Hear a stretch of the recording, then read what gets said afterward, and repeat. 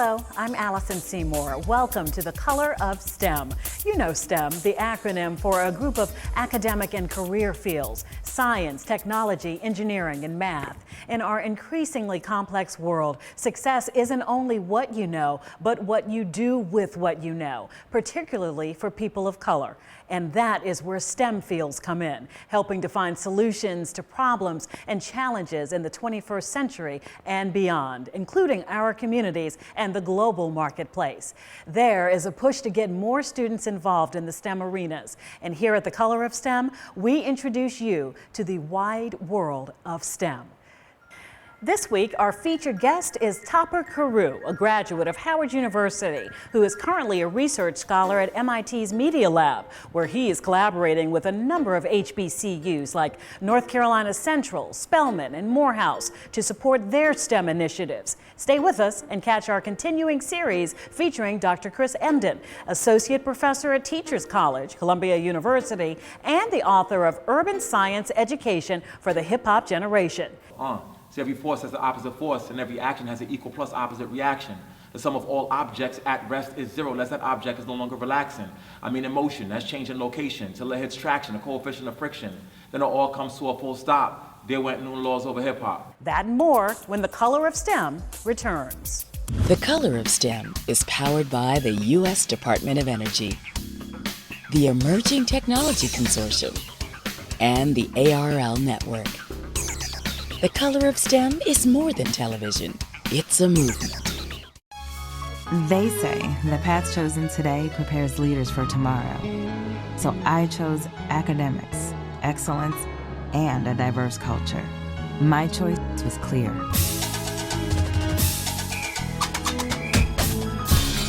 I am a graduate of Morgan State University. Did you know that Morgan State University has educated more than half of the African American engineers, educators, and healthcare professionals in Maryland?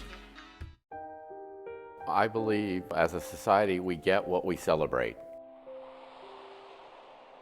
I would like to take this opportunity to welcome you to the Super Bowl of STEM. That's one small step for man. If you want to change the world, become an engineer. If you look at the biggest companies in America, almost all of them are science, technology, engineering, and math. The only reason I got a chance to do this is because of a dream. It opened my eyes to a different world. You cannot wake up through the morning and get through the day without specifically being impacted by science, technology, engineering, and math.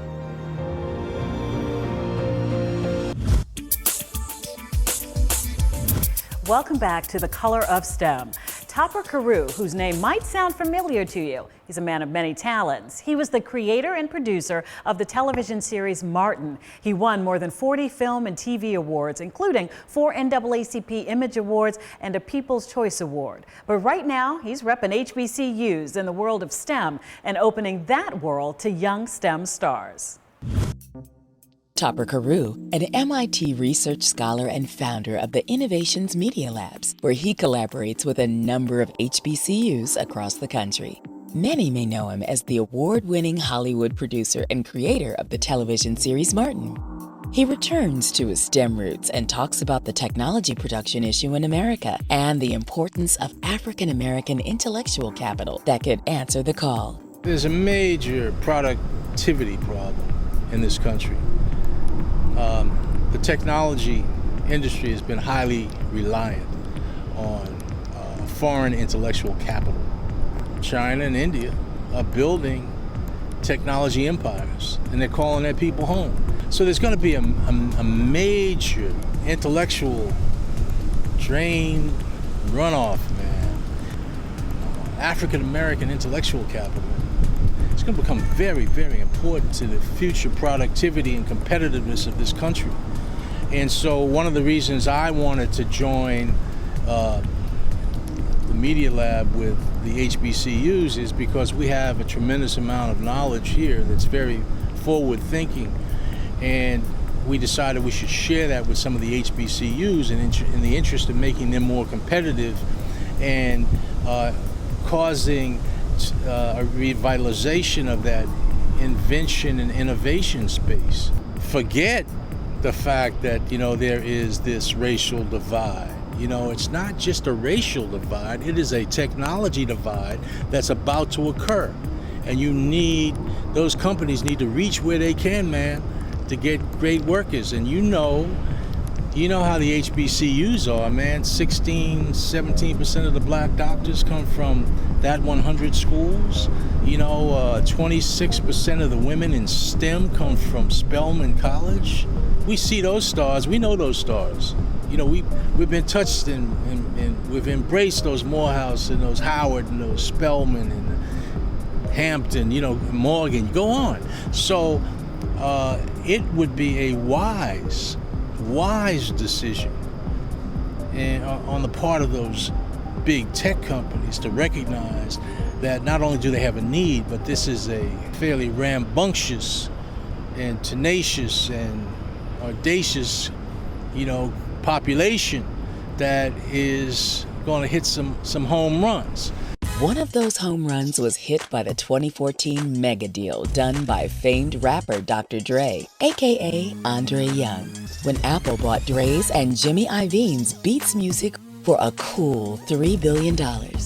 That deal secured Dre the top spot on Forbes' highest paid musicians list for 2014. Dr. Dre and Jimmy Iovine then donated $70 million to the University of Southern California to create the Iovine Young Academy, focusing on the arts, entrepreneurship, technology, design, and marketability. The mission is to create a new generation of inspired innovators. The Dre thing has another deep implication. It's not just the fact that he sold a company for $3 billion. He has first call on all of the IPs that come out of that center. So this young brother is thinking long, far, and he is a major contributor to the future of American productivity and competitiveness. So we need to view ourselves as being, extraordinary, capable, and as we enter the space, it's not just about us being in the back room of Verizon. It's also about us being in the front room of industry. The mindset right now believes that we don't belong in this space. Okay, we got to change that. I'm absolutely convinced that we will see a sister out of Spelman will be a Zuckerberg, and that we will see a brother out of Howard, that will be a Bill Gates. I'm convinced of this, man. The reason I'm convinced that we will achieve a measure of greatness and having a major impact on this whole technology game, man, is because of what I see as the history of black people in America. It's cultural audacity, it's creative bodacity, it's human capacity, it's political tenacity, and it's spiritual veracity. Now you can apply that to any sector of your life, man. You'll know where you are at any point in time. We'll be back in a moment.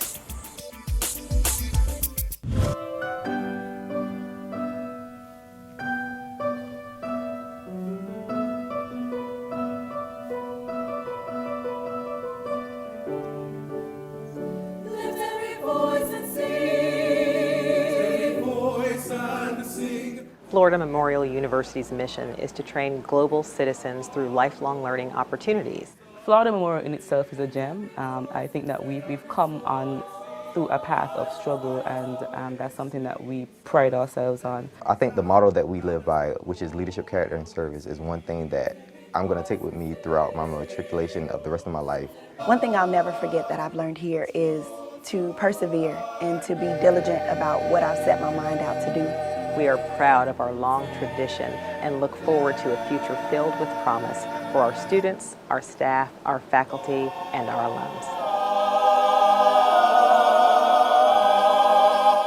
I could have sent my children to any school around the country, but we chose Texas Southern because they were interested in educating these children.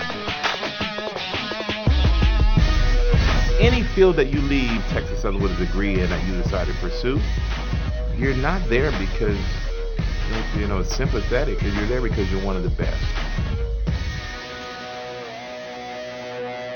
I'm Michael Strahan, and I am Texas Southern University. Like us on Facebook. STEM comes in all colors.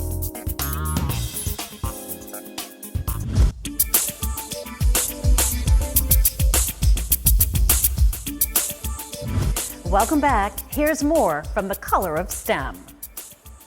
Prince George's Community College is the location of the first middle college high school in Maryland and is also the home to the National Cyberwatch Center.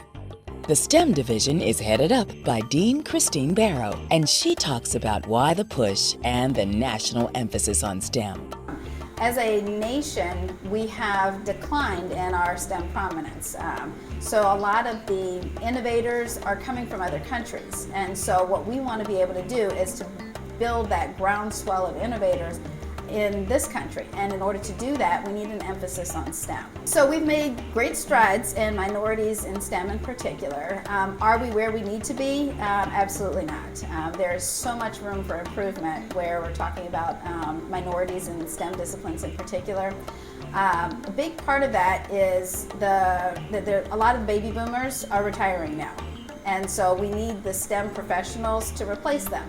There are not enough STEM professionals in general to replace them, and when you think about it, the fact that the majority of STEM professionals are coming from not necessarily the African American community, they're coming from other communities, majority communities, Asian communities, and the like. They're not coming from African American populations, and so that's where we need a very big push and an emphasis. At this institution, we have 44,000 students. Nearly 14,000 of them are credit students, which means they're taking credit courses. So 14,000 students we're serving, and out of that we have probably about 2,200 of them that are majoring in STEM disciplines. The health sciences and business area get the majority of the students, but the STEM area is pretty well represented. And in our over 2,000 students that are majoring in STEM programs, we have about 400 of them that are engineering majors and about 400 of them that are biology majors. So the two largest majors in our division are in biology and in engineering. Dual Enrollment Program, a national trend that provides an opportunity for high school students to receive a high school diploma and an associate college degree as they complete 12th grade. Dual enrollment is huge. That's a very large state trend in Maryland, but it's also a national trend that's been going on for some time. So dual enrollment is the opportunity to take college courses while you're still in high school. Many times those college courses are counting, they're satisfying your high school graduation requirements at the same time that they're satisfying college graduation requirements. So that means you're kind of getting a 2-for-1 at that time. So what we've done is we've established 2 early college programs that are very specifically targeting that. We've got an Academy of Health Sciences program that has a total of 400 students enrolled, about 100 students for each grade level, 9th grade, 10th grade, 11th grade, 12th grade. When they finish here as 18-ish year old students, they are basically going to be juniors in college. So they transfer on. We have a 92% success rate. All 100% of the students graduated from high school. 92% of them earned that associate's degree, and we got over $9 million in scholarships for only 100 students. And that is phenomenal success rate, and it wouldn't have been possible without our partnerships. Dr. Barrow emphasizes the importance of parents involved early with how children learn and develop STEM skills. As a parent raising my children, we started teaching them those types of quantitative skills, just making sure that they could count, and it's more than just counting, it's distinguishing the importance of this versus that. You can start that pre-kindergarten. It does not have to wait until elementary school, middle school, high school. High school and college is too late to be emphasizing these types of things, and I cannot underscore enough the importance of parents in this. The teachers aren't enough to get this through to the students. The parents have to play an active role. Do parents know everything there is to know that their kid is going to bring home for homework? No. But helping the students to understand that there are sources for information and helping them to realize that the parents put a value on this as well. That makes a big difference for helping keep a child motivated to continue when they encounter difficulty. Because how we face difficulty is very important because, you know, it doesn't matter what you're majoring in, you're going to face some sort of a difficulty at some point in time. How you face it's going to be important, and parents begin that message very early. We'll be back in a moment. Congratulations to Tyrone Taborn, Project STEM 2016 Lifetime Achievement Award.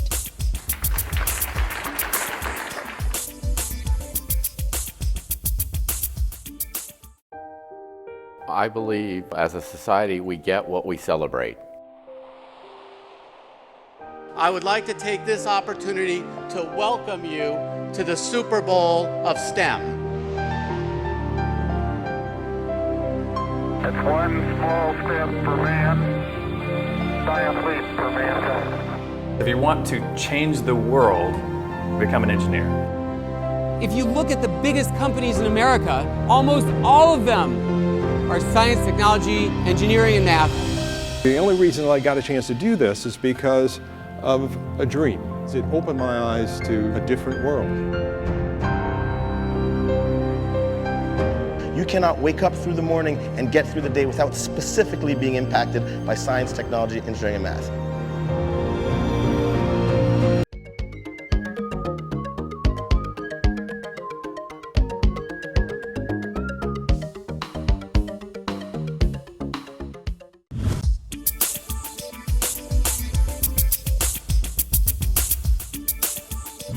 Welcome back to The Color of STEM. The Color of STEM will continue. Lockheed Martin's commitment to HBCUs and minority-serving institutions is significant. And Raina Washington, Lockheed Martin's Vice President of Diversity and Inclusion, had an opportunity to visit Morgan State and speak to their mission.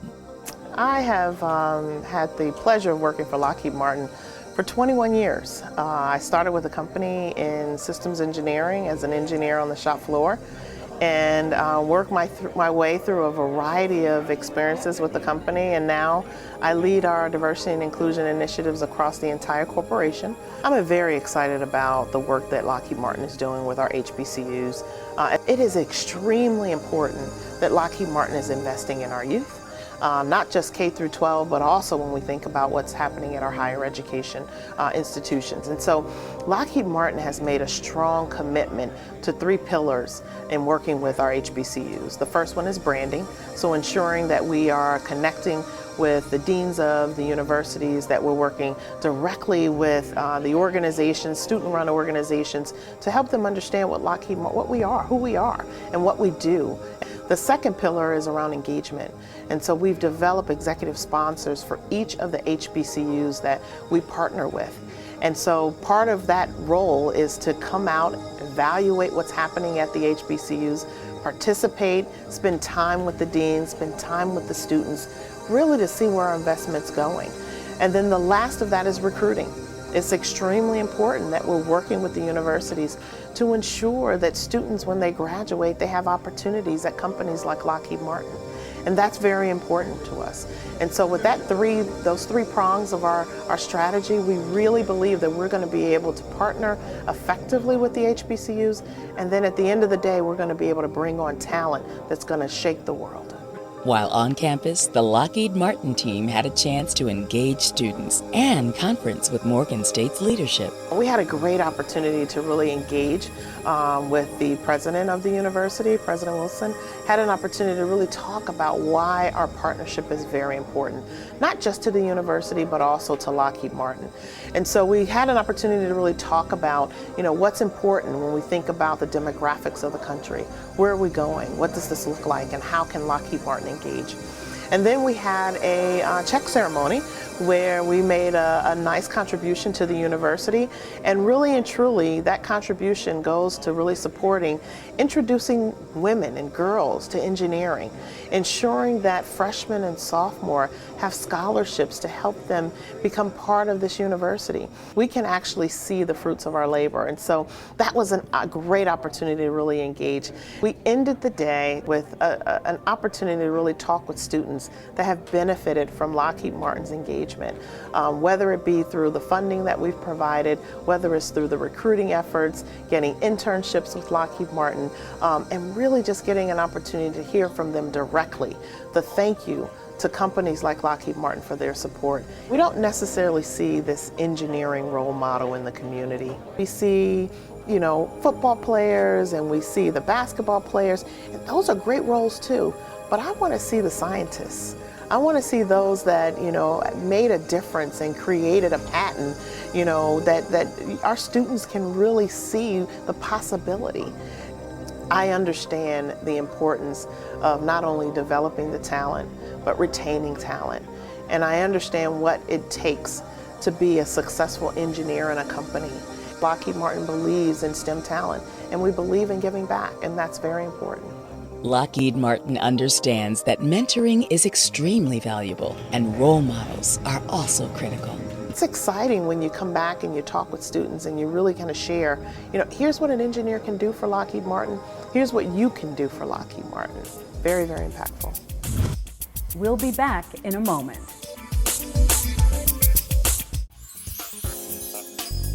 Follow us on Twitter. What's next?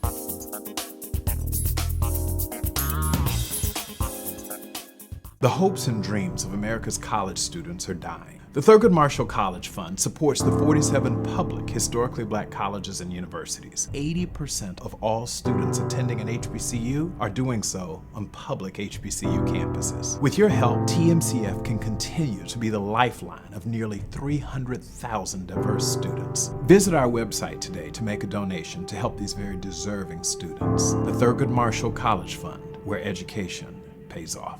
The Color of STEM is powered by the U.S. Department of Energy, the Emerging Technology Consortium, and the ARL Network. The Color of STEM is more than television. It's a movement.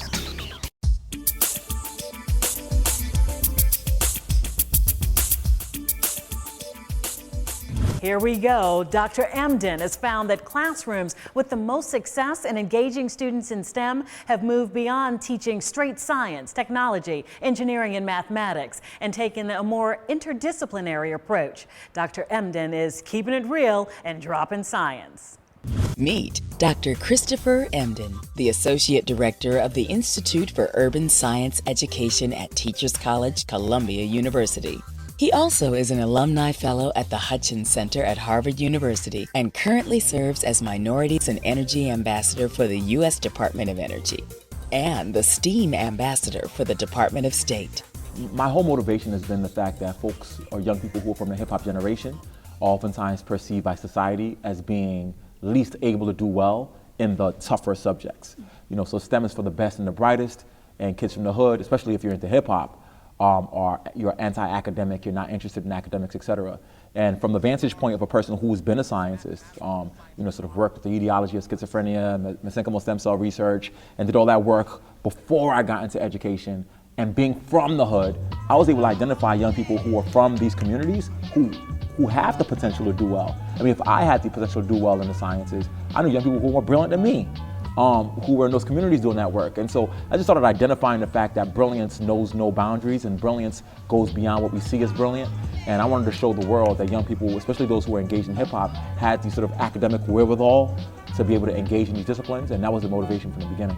His motivation is evident in his Science Genius program, where he challenges students from New York City high schools to rap battles about science. The program has been a huge success. I'm not like some brilliant dude who's like hip-hop battles in science. No, the science in the hip-hop battle has already existed. All I was able to do is be a conduit through which we show the world how this can happen. And the idea came to me, you know, just as a teacher. You know, I taught science and math for a couple of years in New York City public schools. And I knew that when I had kids rhyming about anything, they were more engaged. So I had them rapping about science, and they were engaged. And I would use science examples from rap songs, like when Lauryn Hill said, 2 MCs can't occupy the same space at the same time. It's against the laws of physics. I was like, well, what law of physics is she actually talking about? And use that to have a conversation about physics. So this sort of organic, sort of natural predisposition for using hip hop and just my language connected to science. And then we just took it to the larger scale, to be able to open it up to a whole bunch of young people in the community. When you tell somebody you can be who you are, and you can be smart, and you can be scientific, it opens up a new world. What oftentimes happens in schools is we say, well, you have to not be that so you can be something else. But if you can be both at the same time, a la 2 Chainz, then you can open up a whole new world. And so my work is just that. I can tell you something about an Afronaut. It's very rare, plus I heard it's so volcanic. It's a wrap with a science message. Well, hold up, I'm off Newton. I'm on an Einstein. I like Einstein because Einstein's mind is like mine. His formula was E equals MC squared, which is weird because me is your favorite MC squared. Yeah. Right, so that's regular bars, but that's Newton's laws of motion in a nutshell. And I think, that's natural for young people who don't do well in class. Like, you hear them outside rapping about everything with such brilliance and eloquence and beauty with metaphor and an analogy, and it's layered and it's textually deep, you know what I mean? But it's not around what we want them to do well in academically because we told them that it has no connection to what they can do academically.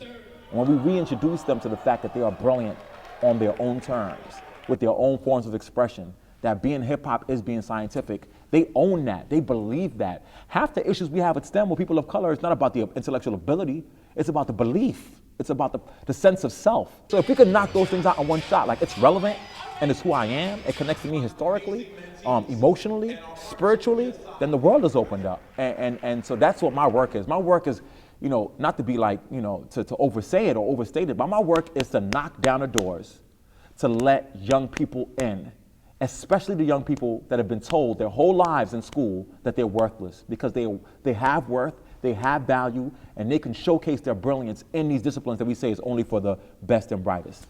When Dr. Emden looks at STEM and the communities of color, it's more than what's next. It's our future. Education is the civil rights issue of our time. STEM education is at the height of that issue. We know that if you work in STEM, you make 26 times more money than a person who doesn't. We know that right now in Silicon Valley, there are technology firms and startups that have less than 1% of people of color in it in 2016. So if you understand that this is not just about doing a discipline, but rather because of equity, because of doing what's right, and because of being able to sustain our families and our communities, that we're not just abused, we're taking and they're taking from us and we're not giving anything back. For those reasons alone should be why we focus on STEM. A STEM education isn't just for use in an isolated laboratory. It's essential for living your life to its fullest. Science, technology, engineering, math. Don't avoid them in school. They can be challenging but rewarding, difficult but fun. See you next time on The Color of STEM. Think STEM.